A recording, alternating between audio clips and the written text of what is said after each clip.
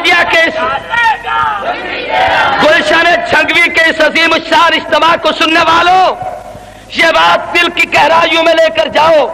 کہ حق نواز شہید اکابر علماء دیوبند کے مشن کا صحیح امین تھا، خدا کی قسم۔ اور میں اس پر جتنا ناز اور فخر سے جملے کہوں کم ہے۔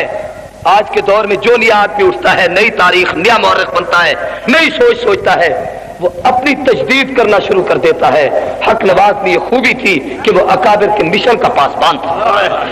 ہر وہ بات اس نے کہی تھی جو عبدالشکور لکھنوی نے کہی، ہر وہ بات اس نے کہی تھی جو اکابر نے کہی، ہر وہ بات اس نے کہی جو رشید احمد گنگوہی نے کہی، ہر وہ بات اس نے کہی جو قاسم نانوتوی نے کہی تھی، ہر وہ بات اس نے کہی جو مجدد الفسانی نے کہی تھی۔ اور اگر تاریخ کا مطالعہ کرو تو یہ بات تمہیں سمجھ آئے گی کہ تاریخ میں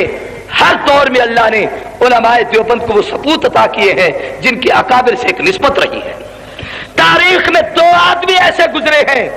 جنہوں نے 17 سال تک پیغمبر کے روضے کی سائے میں بیٹھ کر حدیث رسول پڑھائی ہے، یا پہلے دور میں امام مالک کو یہ سعادت نصیب ہوئی، یا اس دور میں علماء دیوبند کے وہ سپوت سید حسین احمد مدنی کو سعادت نصیب ہوئی۔ تاریخ نے دو آدمی پیدا کیے ہیں، دل پر یہ جملے لکھ لیجئے۔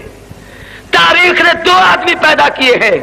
جن کو دنیا نے شیخ الاسلام کہا ہے، یا ابن تیمیہ کو شیخ الاسلام کہا گیا تھا، یا شیخ الاسلام شبیر احمد عثمانی کو کہا گیا ہے۔ تاریخ نے دو آدمی پیدا کیے ہیں جن کو تاریخ نے حافظ الحدیث کے نام سے یاد کیا ہے، یا پہلے دور میں ہمیں تاریخ بتاتی ہے ابن حجر اسقلانی کو کہا گیا، یا اس دور میں شیخ الاسلام عبداللہ درخواستوی کو کہا گیا۔ تاریخ نے دو آدمی ایسے پیدا کیے ہیں اور جن کے مرنے کے بعد ان کی قبر سے 6 ماہ تک مشک عنبر کی خوشبو مہکی ہے، یا پہلے دور میں حضرت امام بخاری رحمت اللہ علیہ جس نے صحیح بخاری لکھی تھی اس کی قبر سے مشک عنبر کی خوشبو مہکی، یا تاریخ میں دوسرا آدمی وہ شخص جس کو تاریخ نے امام لاہوری حضرت مولانا احمد علی لاہوری کے نام سے یاد کیا ہے، جس کی قبر سے مشک عنبر کی خوشبو مہکی ہے۔ تاریخ میں دو آدمی ہیں جن کو امیر عظیمت کہا گیا ہے، یا پہلے دور میں قرآن کی حفاظت میں کوڑے کھانے والے احمد بن حنبل کو امیر عظیمت کہا گیا،